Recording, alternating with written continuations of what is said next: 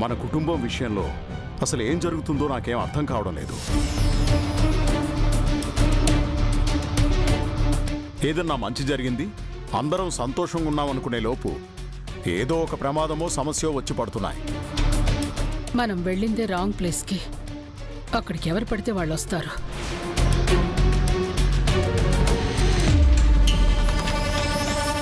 ఆకతాయిలున్నప్పుడు గొడవలు జరగవా? సమస్యల్ని మనకి మనమే సృష్టించుకుంటున్నాం. అలా అని పిల్లల్ని ఇంట్లోనే కట్టిపడేస్తామా? అయినా వాళ్ళు ఆకతాయిగా చేసినట్టు అనిపించడం లేదు, కావాలని గొడవకొచ్చినట్టు అనిపిస్తోంది.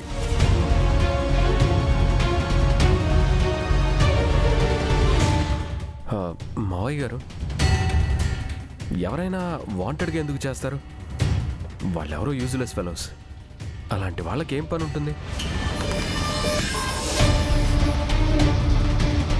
అమ్మాయిల్ని టీజ్ చేయడం, గొడవలు పడ్డం, అంతే కదా? లేదన్నయ్య, పెద్దోరు చెప్పింది నిజమే. వాళ్ళు కావాలనే గొడవకొచ్చారని నాకు అనిపిస్తుంది.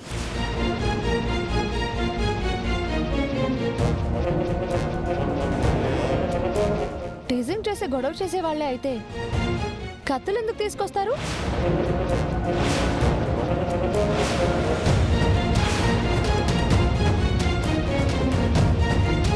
హే, కత్తా?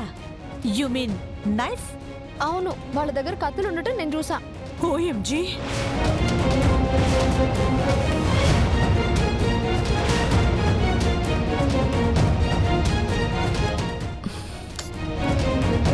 అయితే అది ఖచ్చితంగా కుట్రే.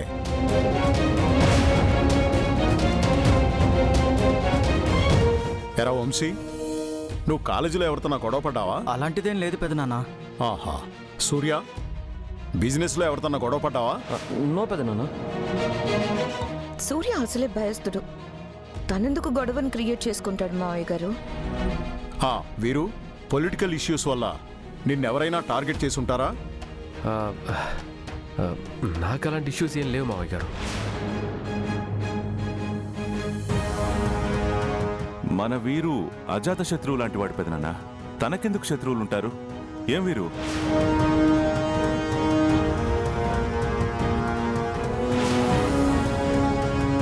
ఈ ఇంట్లో శత్రువులంటూ ఉంటే రుద్రకే ఉంటారు. కరెక్ట్ గానే చెప్పారు అమ్మగారు. ప్రతి అడ్డమైన వెధవకి మా సారి టార్గెట్.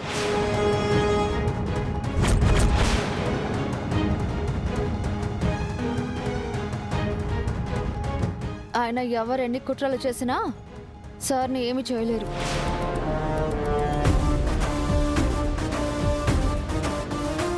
ఎప్పుడు ఎవరికి ఎలాంటి బుద్ధి చెప్పాలో ఆయనకి బాగా తెలుసు.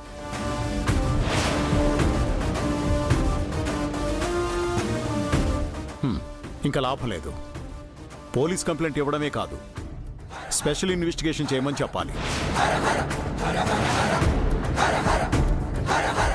రేపు నేను వెళ్ళి కమిషనర్ గారితో మాట్లాడొస్తాను.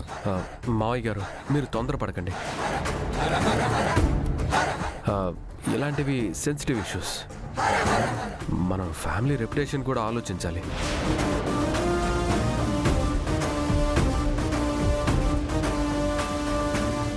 ఇంకొకటి, ఇలా పోలీసుల్ని ప్రత్యేకంగా అప్రోచ్ అయ్యామని తెలిస్తే ఆపోజిట్ వాళ్ళు అలర్ట్ అవుతారు. కొన్ని కాంప్లికేషన్స్ ఉంటాయి.